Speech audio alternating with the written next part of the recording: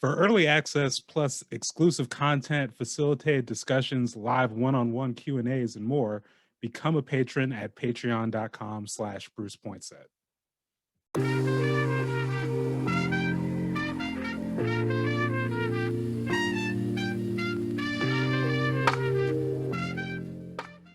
And welcome back to the monthly feature interview. I'm Bruce Pointset, and again, we do this every month. I have the opportunity to just be in community with a lot of really interesting people doing great work. So I like to share some of those conversations and frankly, just make an excuse to have some of those conversations with them. So this month, I have Jennifer Perrine with me, and Jennifer is an award-winning poet, writer, also a writing teacher, and a diversity, equity, inclusion, social justice consultant. We also happen to share a recent honor. Jennifer was awarded one of the Oregon Humanities Community Storytelling Fellowships. So we're going to talk a little bit about, as fellows, talk about projects, the process, and also just life as, full-time freelancers. So, but first off, just Jennifer, how are you doing this morning?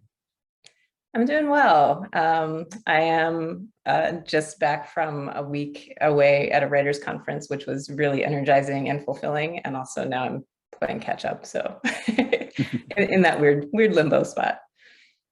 How are you doing? I'm doing good. Doing good. We're talking offline, just life as a freelancer. We get off of this. I got class, I gotta do some recording for a radio show, got some assignments. So, it's never a dull moment. Never a dull moment. But I just wanted to again congratulate you on the Community Storytelling Fellowship. And just one, I'm curious what made you decide to pursue it? Yeah, I think when I saw the call that Oregon Humanities put out, this idea immediately popped into mind that I've been in Oregon for about 6 years, and this whole time, part of like what I love about being here is being in the outdoors, a connection to wilderness spaces, and over the last few years, especially, I've been more and more involved with different groups of people of color who are pursuing outdoor recreation opportunities and conservation activism. And when I saw the call from Oregon Humanities, I just thought this community that I'm a part of, there's so many stories here that I just don't feel like I'm seeing in a lot of places. And thought, maybe this is a space to share some of those stories. Yeah.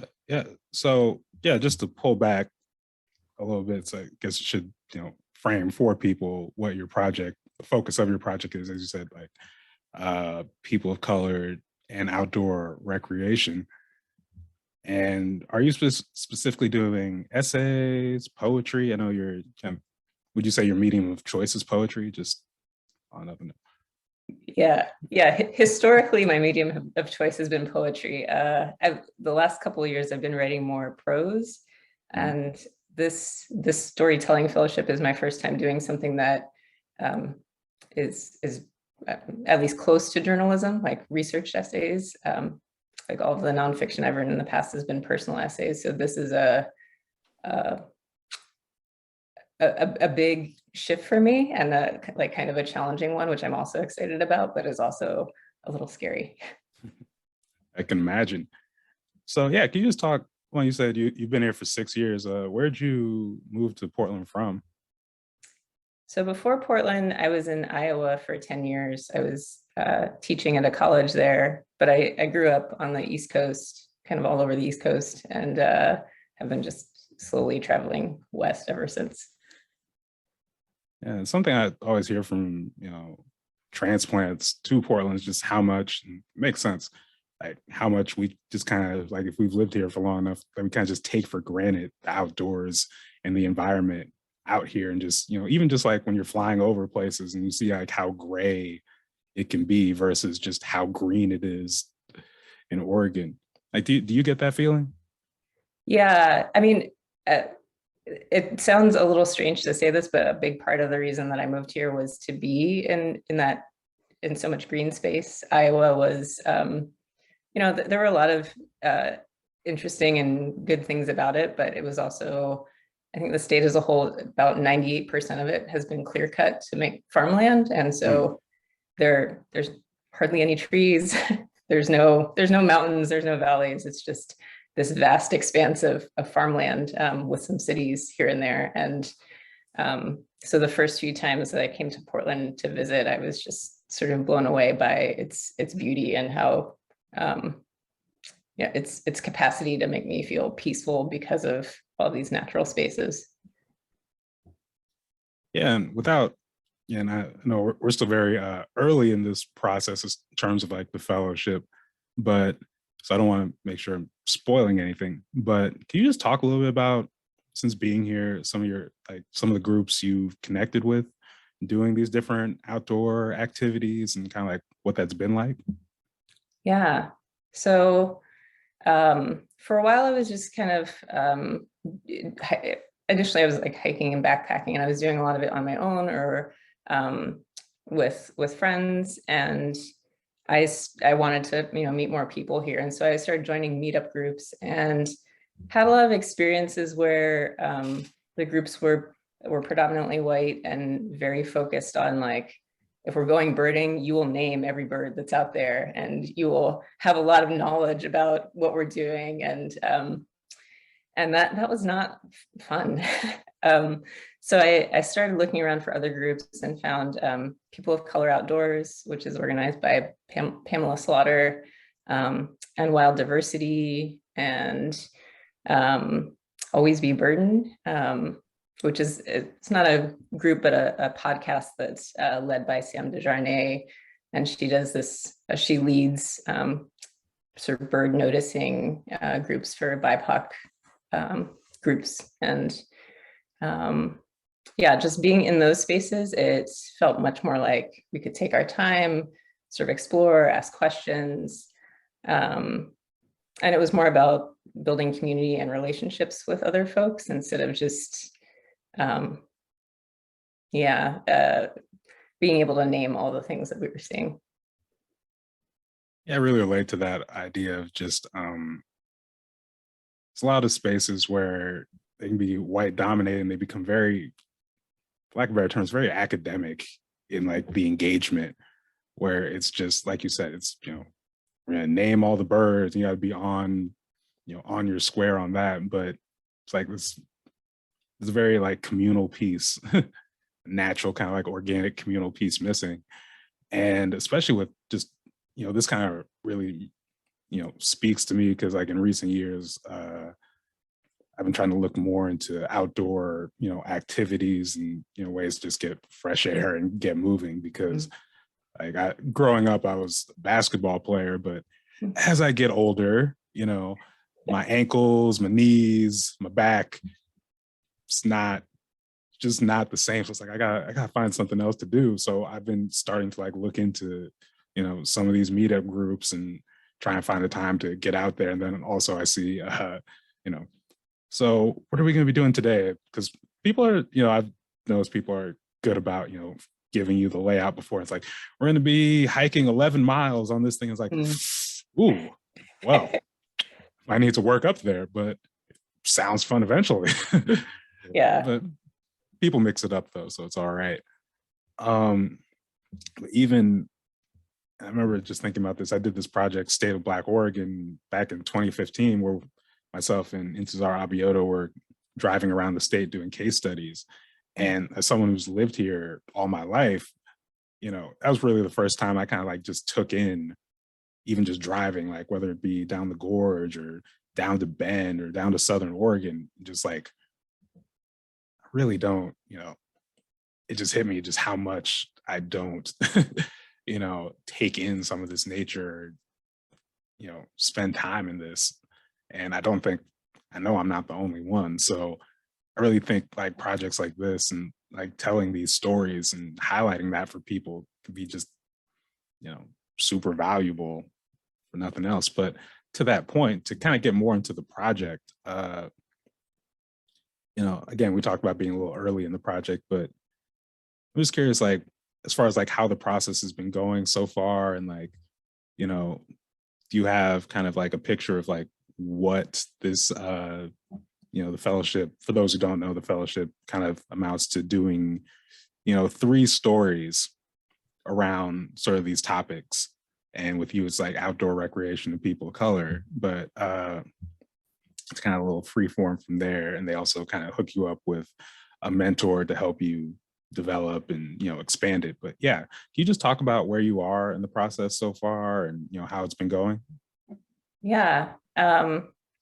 So I'm pretty early in the process. I just started really interviewing folks for the first piece this week, and part of the reason why I'm just getting started is because I was pretty nervous as somebody who has a background mostly in poetry, moving into the space of journalism, which maybe shouldn't feel all that different, but I feel like this huge responsibility to care for other people's stories, and was really concerned that I didn't have the skills to do that. So I was grateful to have Caitlin Dwyer as the mentor that Oregon Humanities hooked me up with. And we've only met once, but it was so informative, and so it just set my nerves at ease, because she was able to give me some structures that I can put into place so that I can make sure that I'm asking questions and crafting stories in a way that honors other people's stories and isn't, I guess isn't trying to I was afraid that I would come in with an approach and sort of like end up trying to shape things too much to that approach, which is the opposite of what I want to do. I want to follow the story where it takes me, like I would with anything else. And so she was really helpful for that. And so as I've been interviewing folks, I've already heard like amazing stories of all kinds, and now I'm trying to figure out, I have an abundance of folks that I'm interviewing, and how do I shape these all down into 2,000 words or less, in something that gives people their due for all this really great work that they're doing. Yeah, that's always the challenge. Once you go through the process, the interviews, you get so much information, you have so many good conversations, and it's like, okay, now I got to distill this into whatever the word count is in a way that makes sense for the rest of the world. Yeah. Again, exciting but do you fun. have tips? Do I have a tip? Yeah, do what speaks to you. Yeah. It's probably not very helpful, but it's kind of worked for me anyway, in terms of just finding that focal point that just excites me the most, and maybe taps into the zeitgeist, but in an organic way. I think a lot, especially in this time where there's a lot of pressure to just kind of figure out a good way to repackage what you see in like social media feeds and group chats into thoughts for the world, so people can be like, yeah. And I think there's something to not like ignoring that, like engaging that conversation, but doing it in a way that's actually real and organic. And like, as writers, we get paid, people pay attention to us for our insights and our unique observations and takes, or interpretations, I guess, of the world to better understand it. So again, I'm not sure if any of that's helpful, but we have what's it? Today is March 31st. I think our deadline for like all the stories is October 31st. So, it'll work itself out. That's good advice. Remembering to just take my time. Yeah. Let it go where I need it to go. So with that said, I did also want to broaden the conversation out to, just your craft in general. And again, we talked about how poetry is your medium of choice. And you had this passage on your website I was just perusing before the interview, where you said, my poems have been described as muscular, hardworking, disciplined, grimly witty, scientific, ecstatic, sensuous, mythic, and full of surprises. Then in parentheses, I haven't yet decided how many of those terms also accurately describe me. So 2 questions to that is, one, have you since evolved which ones also mesh with you? But then 2, yeah, can you just talk about, what got you into writing poetry? Hmm. Yeah, I mean, I think in terms of like all of those descriptors, those things, it's always so strange when somebody like blurbs or reviews your work and you see what they have to say about you, and it's hopefully lovely, but also very strange because, for me at least, sometimes writing comes from this sort of mysterious place, and then somebody else reads it and has this response to it, and I think, oh wow, it's great that you got that out of it, but maybe I didn't have that in mind initially, and so.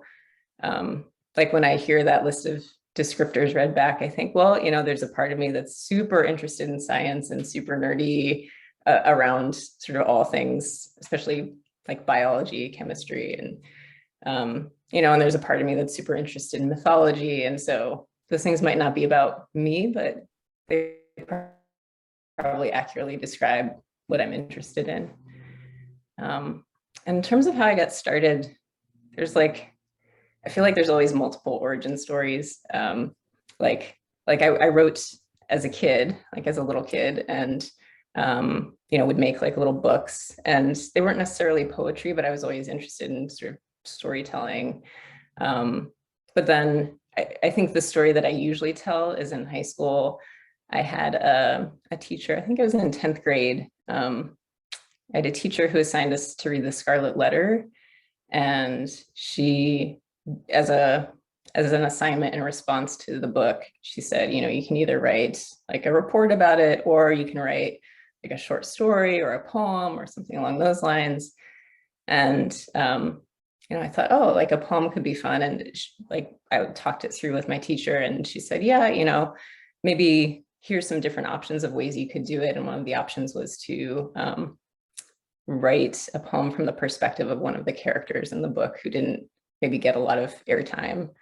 And so that's what I did. And there was something about that just sort of sparked something. And for a long time, maybe even now, I still like to revisit, characters in sort of pop culture or like dominant culture that maybe haven't gotten there enough airtime, and see what they might say if they had the space to say it in a poem. Yeah. And that actually kind of transitions a little bit. Like, again, we talk about as a freelancer, you wear a lot of hats. You're not just a poet, you don't just write prose, you're also a writing teacher, also DEI, social justice consultant. You also host Insight Queer Writers Read series. And I'm really big on like the idea of community space, and also obviously bit of a fan of writing. But just like with Insight, for example, can you just talk about, one, the importance of as co-hosting that, like how that got started, and sort of the importance of one, holding that space, but then also kind of like, I don't know, just like how would I describe it? Kind of like the feeling, you and others in there kind of get just from that having like a reading space in particular. Yeah, so I can't take the credit for Insight. It was started by Kate Gray and Kate Carroll DeGutis right after the 2016 presidential election. Basically, in response to that, they both of them are writers, and they both felt at the time, this is a moment that suggests to us that maybe queer folks will not be as welcome or accepted or included in spaces as we had maybe seen under the Obama presidency and some of the changes in laws during that time. And so they thought, one way to respond to that is by gathering queer folks and people who are, allied with and accepting of queer folks to read and be in community together. So they ran the series for through 2020, and then Vinnie Kinsella and I picked it up when the Cates stepped down. And so Vinnie and I have been running the series this whole time online because of COVID. And it's been, I mean, the space was meaningful before as a place to come together and have just these shared, not just hearing people's writing, but also to then have a community conversation about it afterwards. That's always been part of the approach is, we have 3 or 4 readers talk or share their work. And then there's a kind of small group conversations afterwards. When we were in person, you just turn to the person sitting next to you and strike up a conversation. And then we'd have a big community discussion about whatever the theme was for that night. And we've tried to replicate that online. And I know for me personally, that's been really meaningful because, the amount of isolation just experienced over the last couple of years, having this place where I know I can go every other month and have these, pretty quick connections with folks and take a really deep dive into sometimes really challenging and sometimes really joyful conversations. And at least from feedback, I've, heard other like people who come from, now it's been all over the world, joining into some of those online spaces and just being able to have those conversations when they've been feeling kind of disconnected from folks has been really important. So, using the readings and the writer's words as kind of a provocation towards what we might discuss has been really fun to participate in and to watch. Yeah, that's awesome. And yeah, I just think, with these spaces, generally people come in, there's an event there. And I think just in general, because we're also both wits writers and, part of our job is, trying to get people excited about doing readings, especially students, which sometimes it's very, it can be very intimidating for them.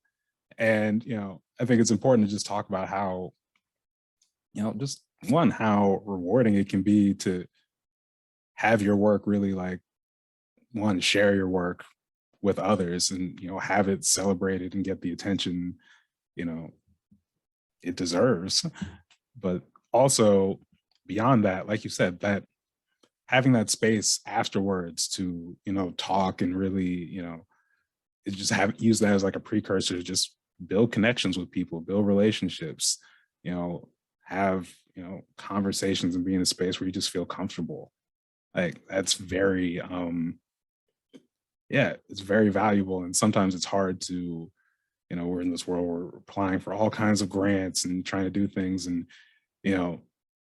it's easier to sell some more dramatic things versus saying, what about this space where people can just commune and actually, build the relationships and trust it takes to accomplish some of these bigger things.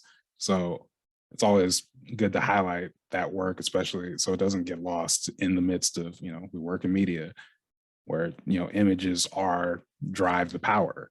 So Yeah. Yeah. Oh, go ahead. I'm sorry. Yeah. Well, what you were saying just made me think of like back when, I guess we're sort of reapproaching this now, but when, people would publish a book or, go on a book tour, and like there'd be readings and that are like not part of a reading series necessarily, but, in bookstores and other spaces and, or even, open mic nights, like all of these in-person spaces where, like the writing is always exciting, but the really exciting thing for me is always the conversations afterwards where, if I read where somebody might approach me and, say, hey, this thing that you said or read was really important to me or reminded me of this, or vice versa, where I might come up to somebody afterwards and be like, oh, when you read this story, there was this piece that just clicked with me. And just having that as a point of connection, always feels like the most valuable part of any reading to me. Yeah. And this made me think of, I do, do videos and, you just upload it to YouTube. And so oftentimes it's like throwing something into the void, you know? So yeah, on that, especially not just like in a comment, but like having someone actually come up to you directly and be like, that thing you did that touched me in this way, or that affected me in this way, like it's different. I was having, a bad night a little while back and just had one of those instances where I was not expecting it at all. But someone came up to me, was talking about one of the projects I did, and it's just like, oh wow, that just changed my whole demeanor, Mhm. Yeah. Yeah, I think it's easy. I know I often have these moments where I'm like, I love writing and I enjoy creating. And there are also moments when I'm like, why am I doing this? Like, um, what is this good for? And those moments are the things that remind me like, oh yeah, I've made a connection with another person, and that's what it's for.